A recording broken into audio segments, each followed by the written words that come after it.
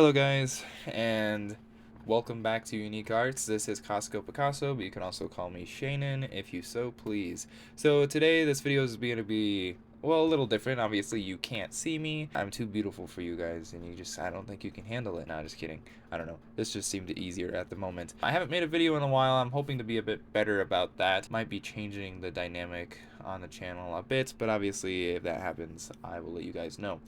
But today I just wanted to talk about something that I feel like is often ignored. Probably saw by the title of the video. What is wrong with the art world and lots of the art it upholds? So, in the very basic sense, and I don't think this is hard to imagine, the art world is kind of perceived as being academic, like overtly academic, perhaps snobbish, and I don't necessarily think that's wrong. The art world has a knack for making itself unapproachable. There's a lot of, and this could be said for lots of different disciplines. There is this certain vernacular and certain terms and certain way of presenting yourself, even with lots of different disciplines, and you can feel like an outsider if you don't quite fit the bill. The problem with the art world in many regards is that they have this specific, they have an idea of what they want, but it's pretty much nonsense. It makes no sense. And the reason I compare this to the art world with the art of today is because the art world, the art institution, is what holds up the art of today. And because the art institution is so backwards, lots of the art we see paraded around is pretty backwards. And obviously that can be rather subjective, and I'll talk about that a little bit later. But here's a big problem with the art world. The art world today is not a meritocracy. In many regards, many academic things are not meritocracies. In the day of affirmative action, regardless if you think that it is effective or not, or you think more along my lines, where affirmative action along the lines of race is inherently racist, perhaps more along the lines of class, impoverished people getting more benefit would make more sense, as they are the ones disadvantaged, not necessarily because of their race, regardless of their race. That doesn't matter, though. It doesn't matter in academia for the most part with that affirmative action, and it does not matter in the art world.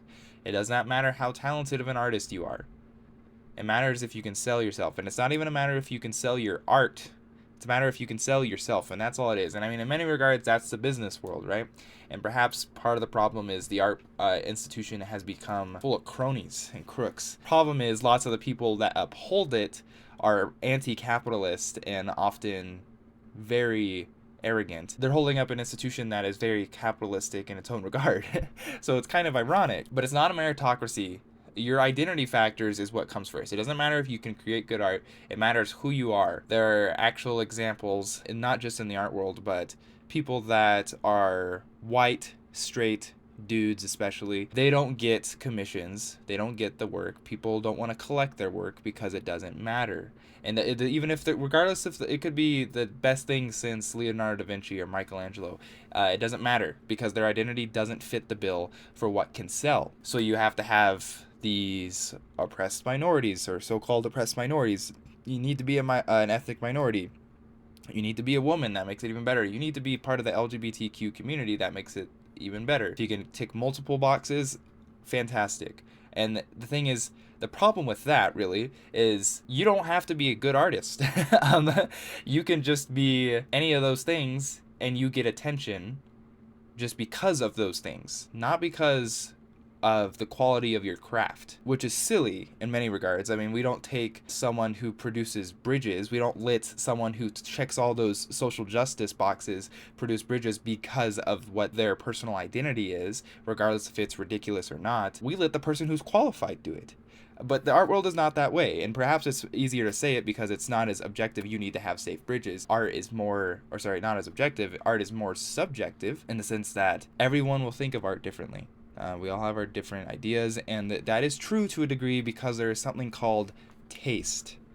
But keep in mind, there's also something called bad taste. You can have really bad taste. And the problem is the art market often upholds bad taste to a degree simply because of what sells. You can have the most basic ludicrous work that is considered good because it goes to auction at Christie's or Sotheby's or whatever, and it just makes buku bucks. And the work could be useless. In fact, as far as practical inherent value, it is useless for the most part. Most art is, unless you want to take like bronze sculpture, for example, which has, inherent value with the precious metal. And so in many regards, the art institution has pretty much just become a place for money laundering for rich elites who don't care about you, obviously. They don't care about the art institution. They care about their image and making more money, just like many people. But they pretty much just use it for money laundering. But you get essentially that Barnett Newman sells for hundreds of millions of dollars. It therefore becomes justification that Barnett Newman is valuable. Which, who decides that? Just because someone is willing to fork out millions and millions of dollars doesn't mean it is worthwhile. Does not mean it's good. People pay extortionary amounts for collectibles that to most people is useless. It's ridiculous. So in some regards, yeah, taste does matter, but I can almost guarantee you the art institution doesn't care about taste in regards. Lots of times they care about the name, the investment. People like Picasso sell, not because he's a good artist, but because his name is Picasso, and not because it's me, I'm Costco Picasso. So essentially it just becomes this market for laundering money. There is no actual progression in the art realm. And then that's the thing too, it was relatively measurable in many times, and you don't have to agree with it. I don't necessarily agree with it in many regards with the art world progressing. We have stuff like the early Renaissance from the proto-Renaissance. There's obviously an increase with atmospheric perspective, the linear perspective. We are improving, we are getting better, and it even goes further with the high Renaissance and to a degree with the Baroque art and even Mannerism, if you will, before Baroque. But there's an obvious drop off when it gets to modern art. Now, I think that Impressionism and Post-Impressionism are quite nice, personally. And I agree with like German Expressionism and Surrealism. I think they're all fine. But once you get past the non-visual, or as they call it, the non-objective art, it becomes very wishy-washy. And it's a big problem, essentially.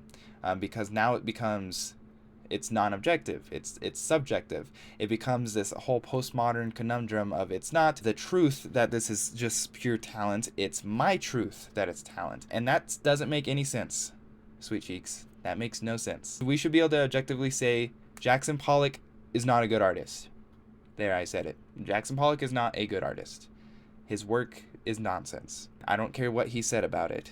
The guy was obviously depressed out of his mind, and he probably was drugged out of his mind. I'm not sure about the last one though. But and this is the problem, is because it starts to become heavily dependent, because it is non-objective. This is when it starts to become heavily dependent on the idea of the identity of the artist, and it's kind of regressed exponentially to our time, where it's really ridiculous, where it's just identity politics. But they started it, even though they were all white males themselves for the most part, with Jackson Pollock and his contemporaries. But it becomes really hit or miss. In some regards, you can often tell with like an Italian Renaissance painter, let's say, Masaccio is really important. He's really good at what he does. Someone like Paolo Uccello is not as good. You can still like Uccello, but there's this objective idea that he does not have as good of understanding of linear perspective. And that's objective.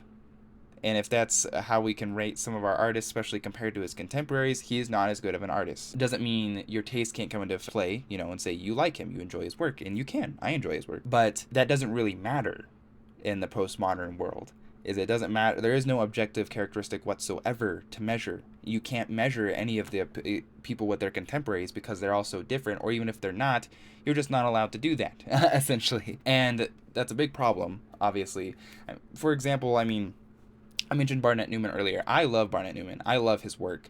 To be honest, when you look at his work, I feel like you can feel something if you've seen it in person. Same with Mark Rothko. Mark Rothko's philosophy that accompanies work, half of it makes no sense, to be completely honest. Barnett Newman, a good quarter of it doesn't make any sense, but he wrote a lot about it. It very much concerned him.